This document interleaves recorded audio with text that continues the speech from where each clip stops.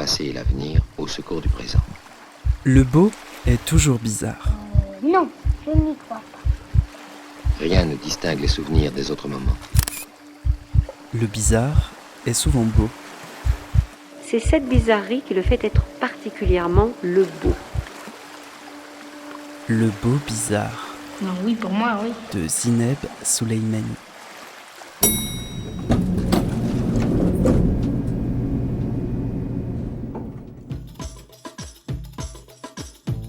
Bonjour à toutes, bonjour à tous. Bienvenue dans Le Beau Bizarre, un espace sonore libre et hybride. Un espace qui croit à la vertu de la parole. Yahyaten, la prononciation. Je sais pas, c'est toi qui dis. Bah justement, moi je sais pas prononcer. C'est vrai. Dans le spectacle. L'immigration algérienne, il y avait à l'époque en France, tout le monde il habite l'hôtel. Il a une chambre, un radiocassette et un manche-disque. C'est tout. Et son lit pour dormir. Donc sans la musique, comment voulez-vous? Il va vivre toute la nuit, toute la journée comme ça en regardant le plafond. Donc ils sont des consommateurs de musique, jour et nuit. C'est pour ça que la musique a une importance à l'époque dans la vie de l'immigration.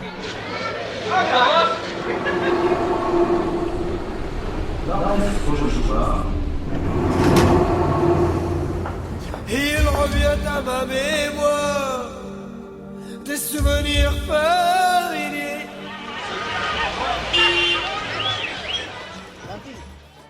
Qu'est-ce qu'il y a en commun entre la guerre d'Algérie et l'alcoolisme ? Pourquoi l'un peut être la conséquence de l'autre ? Pourquoi malgré le silence, les traumatismes se transmettent ? La réparation est-elle possible ? Et par quoi elle passe ? Alors qu'elle vient de la vidéo et de la peinture, c'est sur un plateau de théâtre que Yasmine Yahyaten suggère ces questions. Dans La Fracture, elle crée un jeu de pistes identitaires et prend pour complice la vidéo et ses archives de famille pour permettre, dans une économie de moyens et de verbes, un récit autobiographique réparateur. Dans La Fracture, elle dépose un intime politique et retrouve avec soulagement et fierté ce qui reste de barbare en elle. Avec les codes du foot qu'elle a longtemps pratiqués et l'efficacité du génie du rap, Yasmine Yahyaten signe un premier projet, fragile et puissant. Et elle est mon invitée dans le 57e épisode du Beau Bizarre.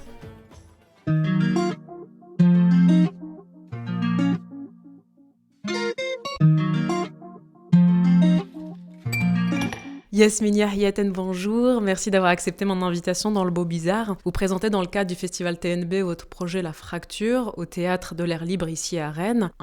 Une seule en scène que vous incarnez et c'est une première pour vous, je crois. La première fois que vous vous emparez de la scène puisque vous êtes d'abord formé à la peinture et à la création vidéo, je crois. Comment et pourquoi vous avez décidé que pour ce projet, c'est sur scène qu'il devait se déployer ? Parce que j'avais envie d'être avec les gens quand ils le découvraient. Il y avait une volonté de le partager avec eux, puis j'avais envie de faire du théâtre. Alors justement, La Fracture est un projet autobiographique que vous incarnez seul sur scène, seul mais avec la complicité de la vidéo que l'on retrouve comme votre médium de prédilection, comme partenaire indispensable à cette narration. Avant d'écouter un extrait et d'entrer un peu plus dans le projet, pourquoi La Fracture ? C'est une fracture avec qui, avec quoi ? Pour camper un peu déjà les personnages de la narration, quels sont les protagonistes de cette fracture ? La fracture, c'est la première fracture, c'est celle avec mon père, où j'ai décidé de plus le voir parce qu'il était malade d'alcool et que ça m'était insupportable de le voir comme ça. Et puis la fracture avec mon pays d'origine, qui est l'Algérie, de par mon père et par ma mère. Et voilà, le titre s'est un peu imposé. Au début, c'était un titre comme ça, puis il est resté, puis voilà, on l'a pas changé.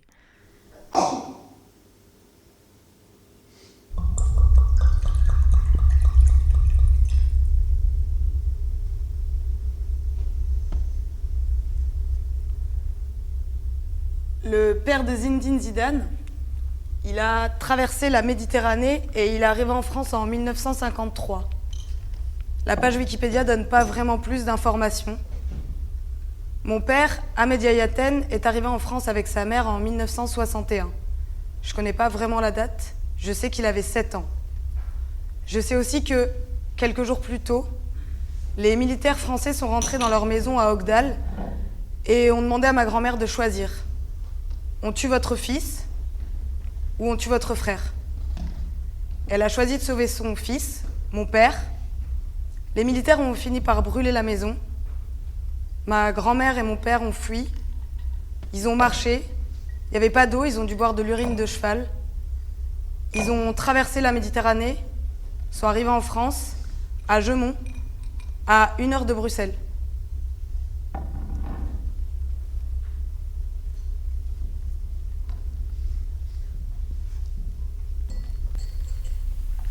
Tu sais, j'ai trouvé 3 points communs entre l'Algérie et l'alcoolisme. C'est le silence, le tabou et la honte. Comme l'extrait laisse comprendre, vous êtes la fille d'un père qui a dû quitter son pays pour survivre, sauvé par sa mère qui a dû faire son choix douloureux entre lui et son propre frère, quitter l'Algérie pour ne pas se faire tuer par les Français, arriver en France pour survivre à la France. Dans votre fracture, il est donc question d'exil forcé, il est question de filiation, il est aussi question de silence. Pourquoi vous dites qu'il y a 3 points communs entre la guerre d'Algérie et l'alcoolisme ? Parce que en faisant le point avec moi-même sur ce qu'était la maladie de mon père, soit l'alcoolisme, je suis vite arrivée à ces 3 mots. Et puis en cherchant pendant la création, en lisant, même en regardant de plus près dans ma famille et tout ça, j'ai remarqué que parler de la guerre d'Algérie, ça faisait sortir ces 3 mêmes mots. Donc j'ai trouvé ça assez flashant de les mettre en parallèle. Parce que aussi, je pense que les traumatismes de mon père en Algérie sont une des causes de son alcoolisme. Donc voilà, c'était ça qui était intéressant. À quel moment vous vous êtes rendu compte qu'il y avait un silence autour de votre histoire familiale ? Comment le silence se fait présence ? Alors je pense que ça a commencé d'abord par les non-dits autour de cette maladie. Dans ma famille, mon père n'est pas le seul homme à être alcoolique, mais il y avait comme quelque chose qui planait dont on ne parlait pas, nous les femmes, et puis les autres membres de la famille. Et puis, oui, des questions à ma grand-mère où elle contourne, des questions à ma mère même où elle contourne. En fait, à force de contourner, moi j'ai commencé à étudier l'art aussi, puis je me suis de plus en plus rapprochée de certaines thématiques qui m'intéressaient. Et donc je voulais aller dans le vif du sujet, mais j'avais pas de réponse. Et donc je me suis rendu compte que ce silence, il était omniprésent, partout. En fait, il y a toujours eu beaucoup de silence dans ma famille algérienne, du côté paternel. Et on n'osait pas se poser de questions, on s'est un peu habitué à ce silence. Et quand mon père m'a appelé pour me dire que mes grands-parents se séparaient, à 80 et 85 ans quand même, ça a été un choc pour moi. Et toutes les questions que j'ai pu me poser pendant mes études d'histoire, pendant mes premiers voyages en Algérie, les questions de pourquoi ce silence ont ressurgi d'un coup. Et j'ai eu plusieurs craintes à ce moment-là. La première était qu'ils disparaissent sans me transmettre leur histoire, parce que cette séparation était une rupture. Et finalement, j'avais peur que la dernière rupture soit leur disparition et l'impossibilité de comprendre et de connaître leur histoire et ce qu'ils ont pu traverser dans leur intimité.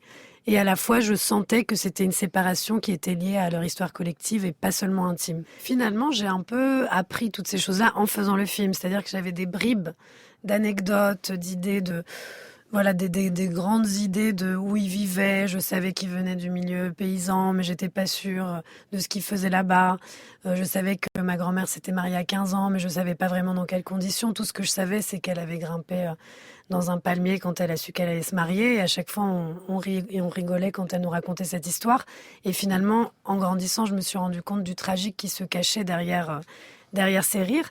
Et je suis partie de ces faibles connaissances que j'avais de leur vie intime. Et plus j'avançais, plus je découvrais des choses et je passais d'un personnage à l'autre, donc entre mon grand-père, ma grand-mère, mon père, et je découvrais des choses, même sur mon père, que j'aurais jamais su si j'avais pas fait ce film. Parce que je pense que sans ma caméra, j'aurais pas posé toutes ces questions-là. C'était un peu le prolongement de moi-même. Ça m'a donné la force et le courage de poser ces questions.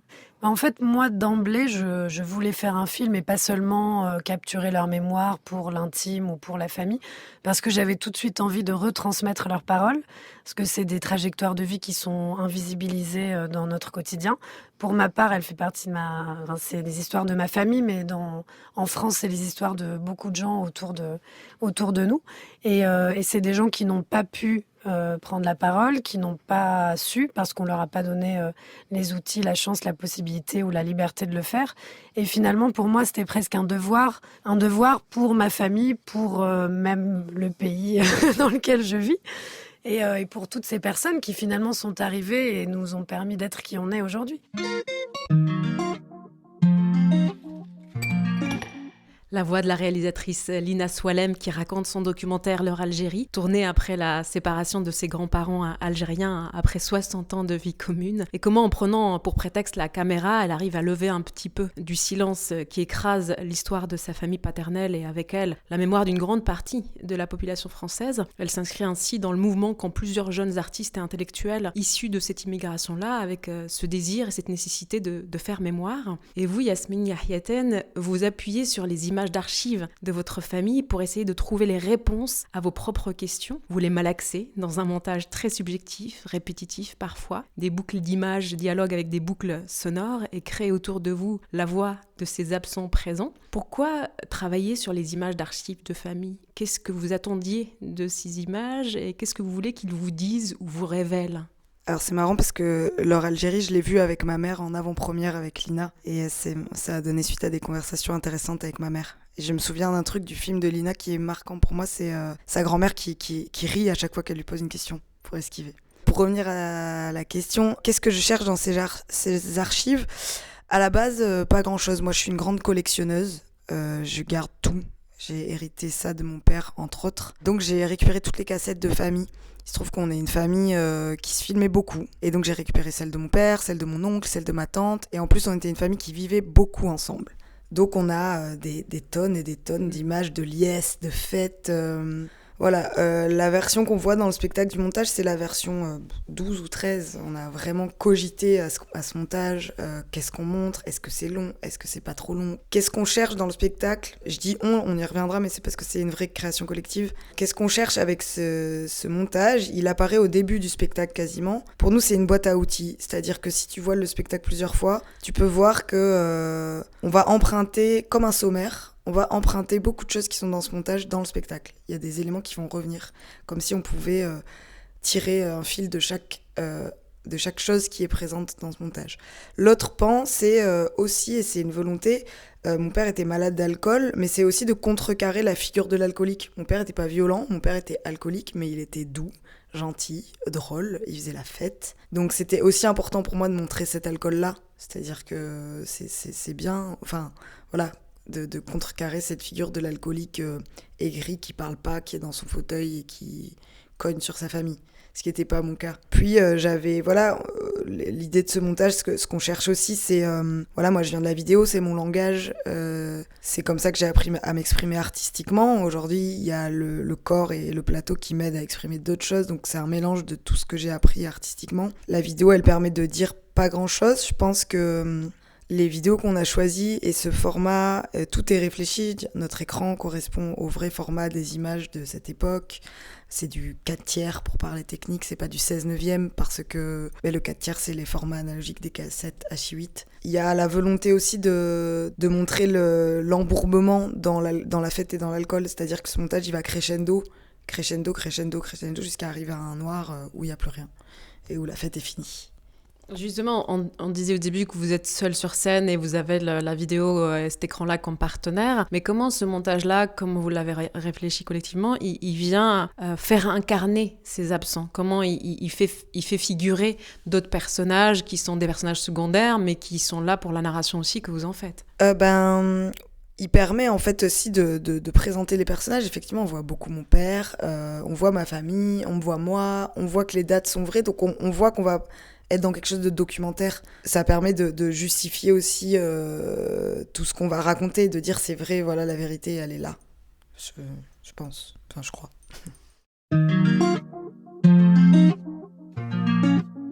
Ça soulève beaucoup de passion parce que beaucoup de groupes liés à cette histoire ont été profondément blessés par tout cela. Bien sûr, d'abord les soldats français, 1,5 million quand même sont partis en Algérie. Ils étaient tous très jeunes, ils avaient 20 ans, abandonnant leur fiancé, leur travail, le traumatisme. ce qu'ils ont fait ou ce qu'ils ont subi là-bas et sont revenus dans le silence.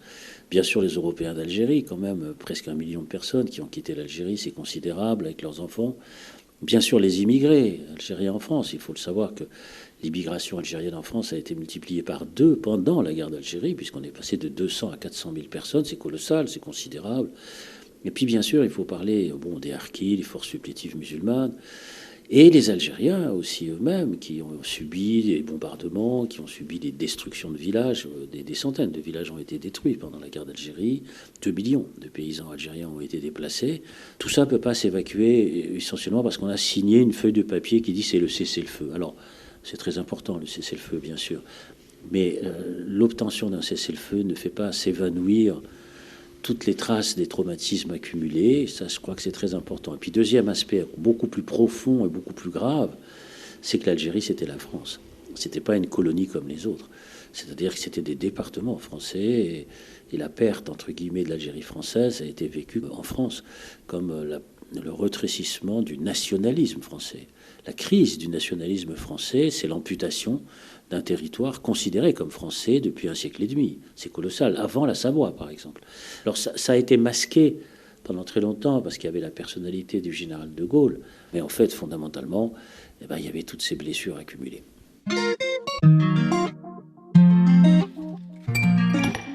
L'historien Benjamin Stora répond à la question « Pourquoi 60 ans après la signature des accords d'Évian, la question de la guerre d'Algérie soulève encore autant de passion ?» C'est une question que je peux aussi vous renvoyer, Yasmine Yahiaten. Pourquoi la relation France-Algérie est toujours aussi tendue ? Pourquoi lorsqu'il y a la volonté ou le projet de sortir du silence, la passion s'embrase ? J'aurais beaucoup d'analyses à faire sur ce que ce monsieur vient de dire, d'un point de vue très personnel. Alors moi je suis ni historienne, ni ancienne étudiante de Sciences Po, ni une grande connaisseuse de l'histoire. Moi c'est ce que je dis souvent, je parle avec mon ventre, avec mes tripes, je suis une militante du cœur et pas de la tête. Je crois savoir ce qui est juste, ce qui ne l'est pas. On parle de cessez-le-feu, on est le 17 novembre 2023. Tout ce qui se passe en Palestine aujourd'hui résonne extrêmement fort avec mon spectacle. Pourquoi l'histoire de l'Algérie résonne encore aujourd'hui en France ? Alors c'est marrant parce que ce monsieur, il parle d'abord des Français, puis des militaires, puis seulement après nous. Alors que bon, même si c'était la France, ça reste, je veux dire, c'est très très simple. C'est un pays qui en colonise un autre, point final. Même s'ils l'ont colonisé longtemps. En partant du principe de la suprématie blanche, c'est-à-dire que nous ne savons pas nous éduquer nous-mêmes. Ça, c'est un fait que moi je défendrai, c'est faux. Je sais pas trop comment répondre, mis à part que j'ai eu l'occasion de rencontrer Louisa Yousfi il y a pas longtemps, et on a discuté de ça. Sortir du silence aujourd'hui, il y en a beaucoup qui le font, la 3e génération notamment, moi, plein d'autres que tu connais, que je connais, je pense, que les auditeurs, auditrices doivent connaître. Il y a une volonté en tout cas de se réparer, et en se réparant, on permet à d'autres gens de le faire.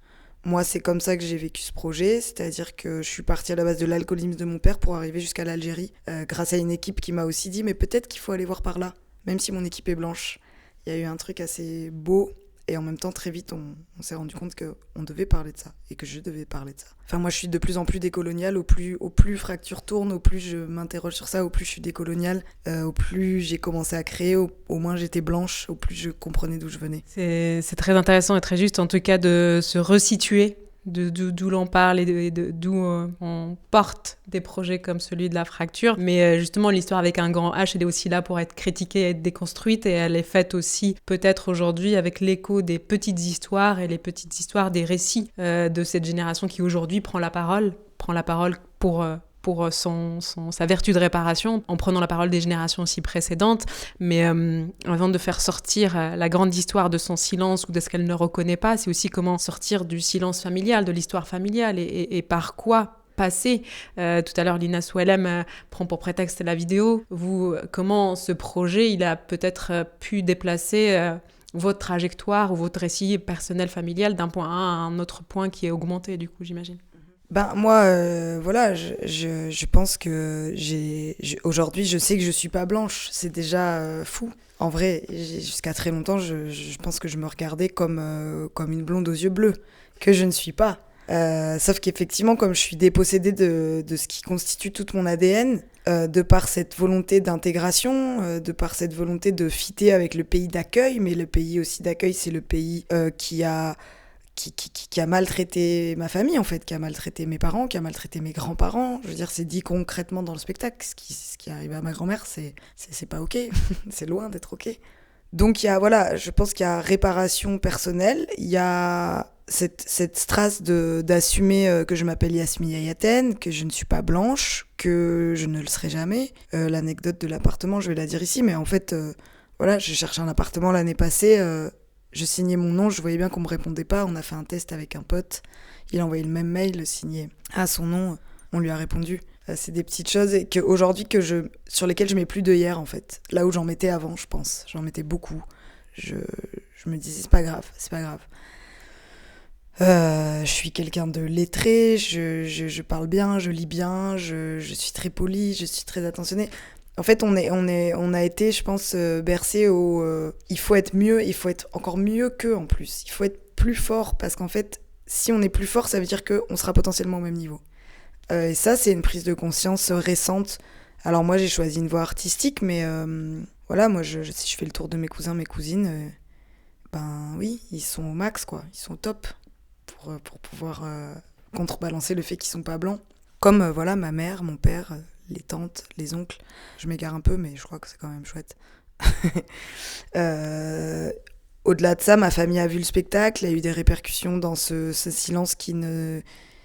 Ce spectacle a permis dans ma famille de parler sans parler aussi, et ça, c'est une grande fierté pour moi. Ils sont tous derrière moi, quoi. Du côté de mon père, du côté de ma mère, il y a un truc de fou, quoi. Et ça, c'est une belle victoire intime aussi.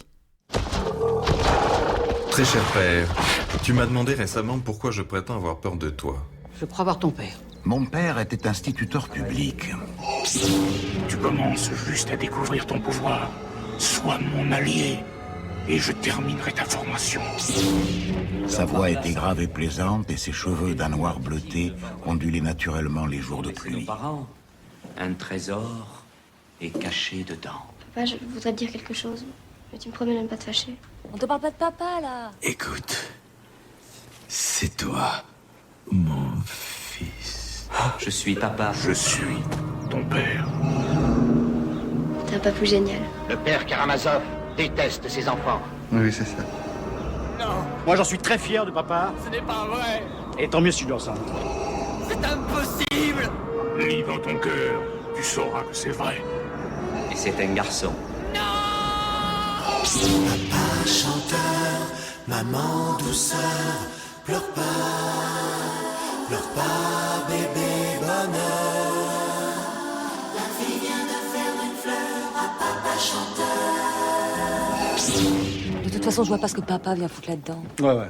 Un montage sonore qui convoque la figure du père dans plusieurs films et fictions sonores. Et c'est une figure centrale dans votre dramaturgie. La fracture, elle se fait avec ce père taiseux sur ses racines algériennes. Un père que vous cherchez dans les images d'archives de famille. Un père qui, pour se sauver, a dû peut-être s'enfermer dans l'alcool et le mutisme. Est-ce que ce projet est un besoin de tuer le père dans le sens psychanalytique du terme ? Je sais pas. Parce que je sais pas vraiment ce que ça veut dire. On en a parlé avec ma dramaturge et toute l'équipe de tuer le père, mais je sais plus ce qu'on s'est dit. Donc je vais pas faire genre que je comprends l'expression parce que je la comprends pas. Non, moi je dirais à l'inverse. Ce projet, il me réconcilie avec mon père, moi.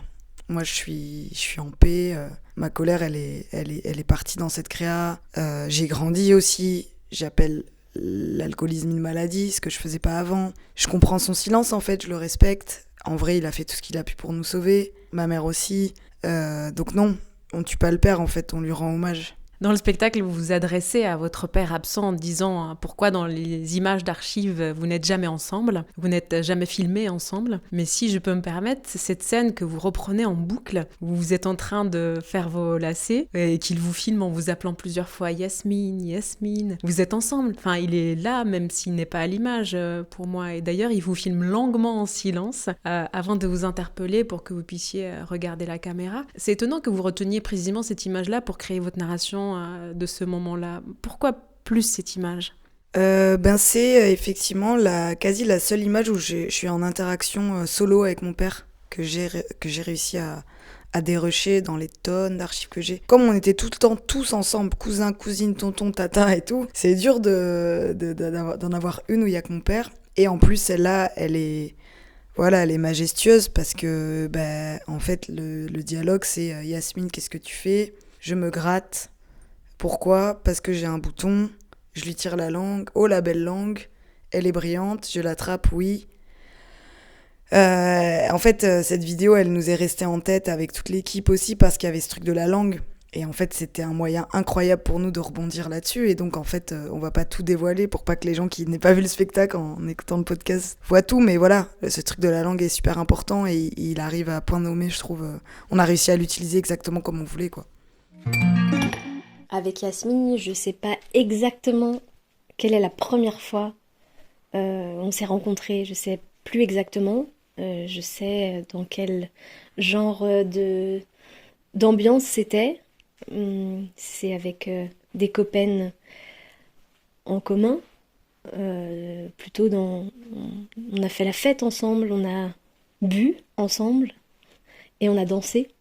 Après, il y a eu la rencontre dans le travail, où on a passé beaucoup de temps ensemble, à beaucoup parler, à beaucoup réfléchir, à beaucoup se questionner.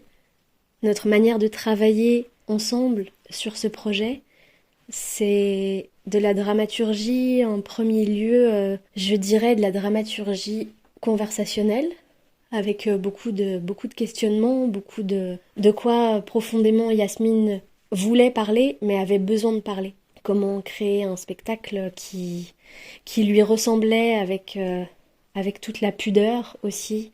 Parler de l'intime, mais tout en protégeant quand même l'espace privé. C'était une des questions de fond, je crois, qui a plané pendant tout le projet. La manière de politiser le spectacle, le lien entre politique et intime, se faisait pas à l'endroit de parler de cet événement lui-même qui a été cette guerre d'Algérie. On a aussi fait tout un travail dramaturgique analytique, je dirais.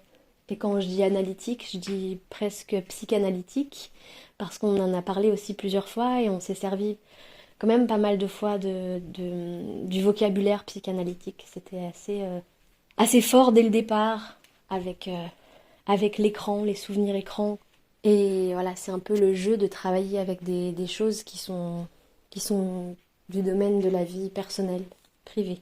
Et puis ensemble, avec Yasmine aussi, on a travaillé avec aussi le reste de l'équipe, parce que je dis avec Yasmine, mais en fait ça a quand même été un travail vraiment très collectif.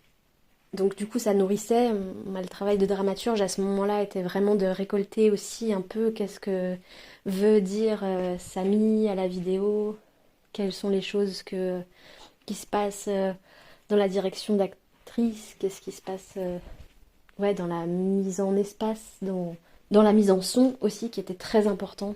Ça a été à chaque fois des choses qu'il fallait mettre en lien et d'être d'accord ensemble avec Yasmine.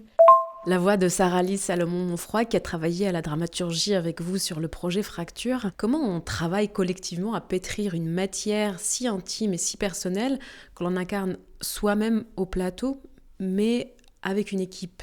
On choisit des gens qu'on aime beaucoup et en qui on a beaucoup confiance. Déjà, moi j'ai commencé à écrire toute seule. Et puis suite à ça, j'ai fait appel à 2 grandes amies à moi qui sont aussi des ponts du théâtre, je dirais, qui sont deux metteuses en scène et comédiennes incroyables.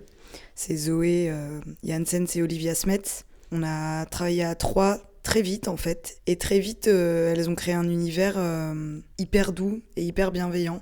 C'est vraiment des très grandes amies, donc on se connaissait déjà beaucoup. Sarah-Lise, on est devenues amies. On l'était moins quand on a commencé à travailler, mais Olivia et Zoé, oui, c'était vraiment 2 personnes en qui j'avais énormément confiance, qui connaissaient la condition de mon père, qui connaissaient toute mon histoire, qui savaient l'enjeu aussi et les problématiques qu'on allait rencontrer pendant la création, c'est-à-dire la douleur, la tristesse, plein de choses. On en a même eu une autre, c'est qu'il est en plus mort pendant la création, donc il a fallu dealer avec ça. Donc ça a été tout de suite leur faire confiance et leur partager tout de suite. Tout de suite, je me souviens que tout de suite, j'ai partagé toutes mes vidéos, toutes mes photos, tous mes souvenirs avec Olivia et Zoé, en direct, quoi. Et puis on a continué à 3, puis très vite, On a vu qu'il nous fallait d'autres gens. Moi, très vite, j'ai vu que la vidéo, la régie au plateau était pas possible. Donc j'ai invité Samy et Jérémy, qui étaient aussi 2 bons amis, qui ont fait la création vidéo et son. Et Sarah Lise, qui a rejoint parce que effectivement, Zoé et Olivia m'accompagnent vraiment plus au plateau, puis plutôt comme chef d'orchestre entre la technique et le plateau. On avait besoin d'un autre regard un peu plus lointain en dramaturgie. Donc voilà,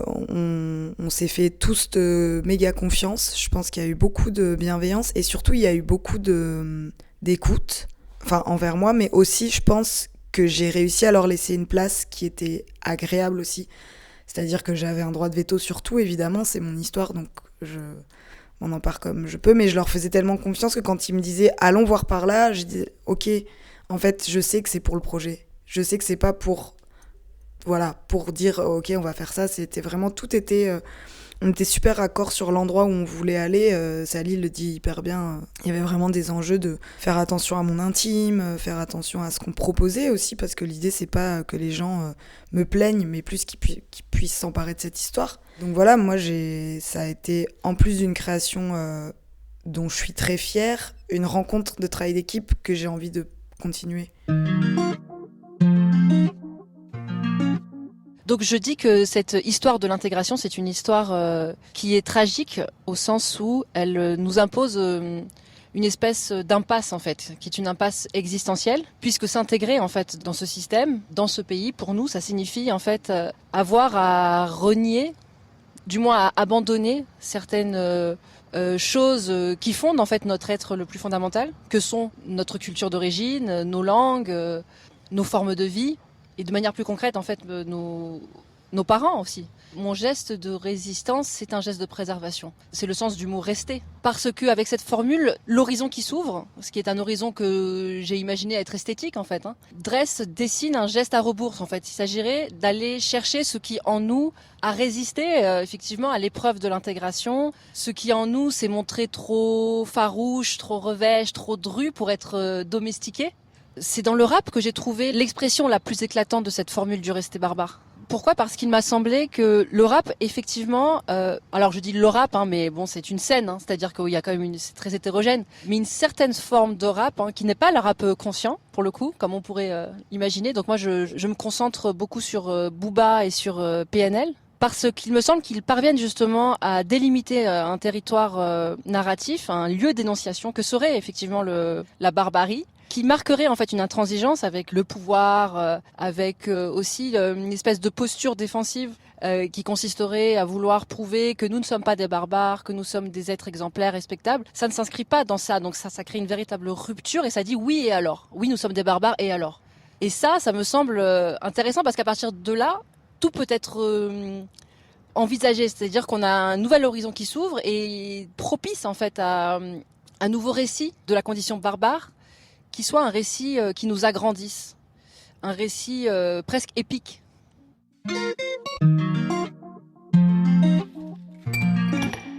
Vous en parliez plus tôt, on retrouve ici la voix de la journaliste Louisa Yousfi qui a publié un essai intitulé « Rester barbare » où elle revient sur le poids d'une culture qui ne veut pas nécessairement s'assimiler. Elle alterne entre gestes de résistance et de préservation. Elle s'inspire du génie qu'ont certains rappeurs pour cultiver l'esprit barbare tel qu'elle le définit. Est-ce que vous êtes d'accord avec l'idée ou la nécessité de rester d'une certaine manière barbare pour exister dans la part hybride des vies des personnes issues de l'immigration ? Oui. Donc je le disais, moi j'ai eu l'occasion de rencontrer Louisa. En plus, on a fait une rencontre, on s'était jamais vu, on a fait une rencontre publique. C'était fou. Louisa, elle a vu le spectacle aussi 2 fois et c'était assez beau de se faire. Je commence à me faire valider par la communauté et ça me fait du bien. Je dis ça parce que à la base au théâtre, il y a beaucoup de blancs. Et de plus en plus, il y a des personnes concernées qui viennent voir le spectacle et qui le valident. Et j'avais peur, en fait, parce qu'on ne sait jamais, en fait, parce que j'ai cette sensation d'être très, très blanche. Et donc, voilà, ça c'est pour la petite anecdote. Mais oui, je suis d'accord. En fait, là où je la rejoins, c'est... Moi, je me pose la question du « et si ?» En fait, et si tout ça n'était pas arrivé, comment je serais ? Qu'est-ce qui, aujourd'hui, chez moi, n'a pas été broyé par cette intégration énorme. où tout chez moi est européenne comme ça. En fait, quand j'ai découvert Rester barbare, moi ça a été un électrochoc. Je me suis sentie coupable même de beaucoup de choses. Enfin, en mode, wow, en fait, elle a raison. Puis je suis passée complètement à côté de tout. Et puis en fait, à la réflexion, non, j'ai fait ce que j'ai pu. Et puis par contre, je récupère de plus en plus une part de barbarité. Alors ça va sembler bizarre, mais ma façon de m'habiller a évolué, ma façon d'assumer tous mes bijoux, ma façon d'assumer d'être moi, de rire beaucoup. Voilà, je crois que quand on est méditerranéen, on aime bien la vie. Et puis en fait, je me cache plus de ça. Il y a des petites choses comme ça que je vois chez moi, que je récupère, que je me réapproprie, que j'essayais de gommer et que j'ai plus envie de gommer en fait. Oui, c'est assumer de m'habiller comme je veux, c'est assumer mes cheveux. Ça fait plus longtemps, mais voilà, c'est assumer cette part de moi qui parle fort, qui parle beaucoup, qui rit fort, qui est assez solaire aussi. Donc oui, je crois qu'il y a... En tout cas, elle le dit elle-même, elle n'est pas restée barbare, moi non plus en réalité. Par contre, si on peut se poser la question de qu'est-ce qu'il est encore chez nous, c'est bien, et qu'est-ce qu'on peut transmettre à nos enfants quand on a été dépossédé de notre propre barbarie. Voilà, et je la rejoins à fond sur le rap. Moi, c'est un endroit où, effectivement, elle dit, j'étais plus seule avec mes musées, avec mes lectures, j'avais un monde qui s'ouvrait à moi, puis moi, c'est la même chose. Découvrir le rap, ça a été fou. Justement, excellente transition, merci de me la proposer sur un plateau. Il y a beaucoup de gens qui savent danser, mais c'est la manière de danser qui est importante. Donc moi, je pense que je suis arrivé avec un bagage en France, d'Algérie, qui a plu à la France. Et j'ai utilisé un bagage de France envers l'Algérie avec de la musique algérienne qui a plu à l'Algérie. Et après, ça s'est éparpillé dans le monde, parce que finalement, dans le monde, les gens, ils n'avaient jamais écouté un truc de France-Algérie comme ça. Moi, je pense que c'est ça pour moi. Donc en fait, votre style de... C'est un pont. C'est le pont. Ouais. Parfait.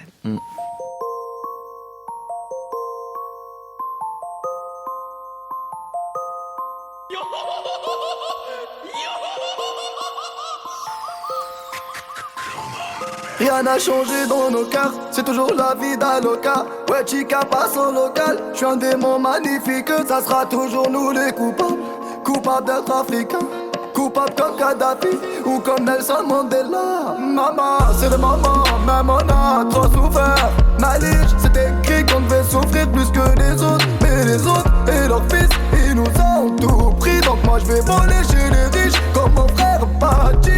La la la la. Je chante l'amour au milieu de cette guérilla, parce que je t'aimerai pour toujours mon Algérie. Je chante l'amour au milieu de cette guérilla. Ils veulent pas la paix parce qu'ils connaissent pas la guérilla. Dans nos têtes c'est toujours la guérilla. Guérilla, guérilla. Dans nos têtes c'est toujours la guérilla. Guérilla, guérilla.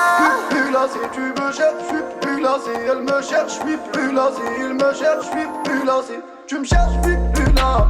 Elle me cherche, je suis plus là si tu me cherches, je suis plus là. Dis-leur tous, je suis plus là. Eh bien, c'est un montage avec Sulu King, invité chez Marie Richeux, suivi d'un de ces morceaux que vous diffusez dans votre spectacle, La Fracture, Yasmine Yahyaten. Qu'est-ce que vient dire la guérilla de Sulu King à ce moment-là du spectacle ?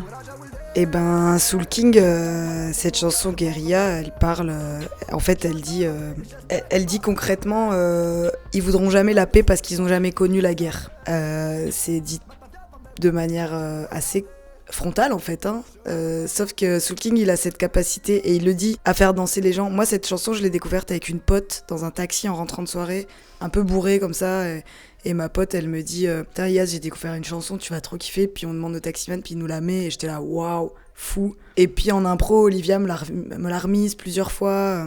Moi, j'ai pas prêté tout de suite attention aux paroles. Je pense qu'Olivia, elle savait ce qu'elle faisait. Moi, j'ai pas prêté tout de suite attention. Puis après, j'ai prêté attention, et je me disais « Mais cette chanson, c'est notre spectacle, en fait. » Enfin, voilà, il y a un truc fou, en fait, tout ce qu'il dit dans ses textes. Et il y en a d'autres de Soul King qui sont hyper dansantes, mais qui sont hyper... straight to the point aussi, quoi. Je veux dire, quand il parle dans sa chanson « Sans visa, sans papier », il dit « Sans visa, sans papier, on viendra même à pied ». Et c'est un truc où tout le monde danse dessus. Personne ne se rend compte de ce qu'il dit. Voilà, Soul King, il a cette capacité à dire des choses justes, de la façon la plus simple et à faire danser les gens dessus en plus. Guérilla, elle est venue s'inscrire comme la bande sonore de Fracture, quoi. Comme s'il avait écrit pour nous. Ou alors on a écrit Fracture pour lui, je sais pas. J'espère qu'il verra le spectacle un jour. Mais est-ce que vous diriez ça, du coup? Est-ce que les œuvres ont cette capacité transformatrice en infusant un inconscient, en fait? C'est-à-dire que par la dimension sensible ou dansante pour un morceau, faire passer comme ça, à l'air de rien, des messages, j'allais dire, mais j'allais plutôt dire des scuds précis, c'est-à-dire d'être vraiment, de toucher juste, mais enrobé pour que ça passe, justement. Oui, après moi je pense que Soul King est un mec très intelligent et que, en fait, il sait très bien ce que l'opinion, pas publique, l'opinion des bien-pensants qui nous dirigent en France pense du rap et de ce que les rappeurs ont à dire. C'est-à-dire que c'est a priori des gens bêtes qui n'ont rien à dire. Soul King, lui, il détourne le truc, il dit ok, n'empêche que là, tout ce que je dis, c'est vrai, ça vient parler à des gens et en plus je fais le million. Donc je vous ai niqué en fait. Et c'est ce que Louise a dit quand elle parle de Booba et de PNL, c'est qu'en fait, de toute façon, je ne serai pas invitée dans la cour des grands. De toute façon, Soul King, il est algérien, français, il fait du rap autotuné, c'est même pas de la musique pour les autres. Donc en fait... Il était invité sur France Culture. Oui, ok, France Culture. Allez, on leur donne ça. En tout cas, ce que je veux dire par là, c'est que je pense qu'il y a beaucoup plus d'intelligence et de finesse dans ces milieux populaires que ce qu'on veut bien nous faire croire et qu'il en est l'exemple parfait. Des chercheurs comme Boris Cyrulnik ou Conis Vabo travaillent sur la mémoire traumatique et la question de la transmission intergénérationnelle des traumatismes. L'idée est que la transmission se fait aussi par le souvenir d'un traumatisme non vécu. Et cette transmission peut se faire à travers des histoires familiales, des comportements parentaux, des schémas de pensée ou des facteurs biologiques. Est-ce qu'avec votre projet La Fracture, il est question de réparer et de soigner ces traumatismes dont vous êtes ni le coupable ni le sujet, mais dont vous êtes d'une certaine manière l'héritière? Ah ben carrément. Premièrement, l'alcoolisme. Voilà, aujourd'hui j'ai 33 ans, autour de moi, je suis confrontée à des questions d'alcoolisme. À la différence de mon père, c'est que je les soigne. Donc je prends en charge le taureau par les cornes, comme on dit, et que je fais un vrai travail là-dessus et qui du coup me fait plus peur en fait. Cet alcoolisme me fait plus peur.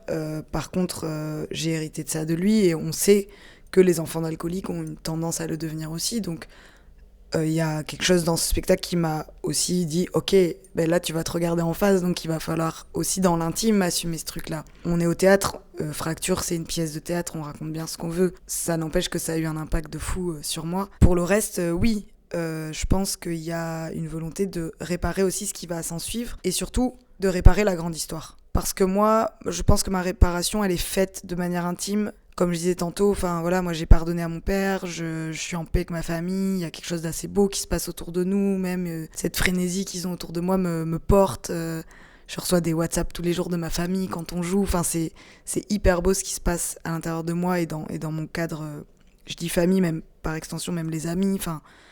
par contre, la grande histoire, c'est à nous, je pense, de faire attention à ce qu'on s'en empare bien et qu'on raconte bien ce qu'on veut, que pour une fois les histoires soient racontées par ceux qui les ont vécues. Et donc moi, je n'ai pas vécu l'Algérie, mais je suis le fruit de ça. Après Rennes et avant d'autres dates au printemps, La Fracture arrive à Paris les 8 et 9 décembre dans le cadre du festival Impatience. C'était Le Beau Bizarre, un podcast du studio indépendant Audio Sauti, disponible sur les plateformes d'écoute. Et si vous aimez ce travail, sachez qu'il est désormais possible de le soutenir. Vous trouverez le lien Tipeee dans la bio. Merci de votre écoute et merci de votre soutien.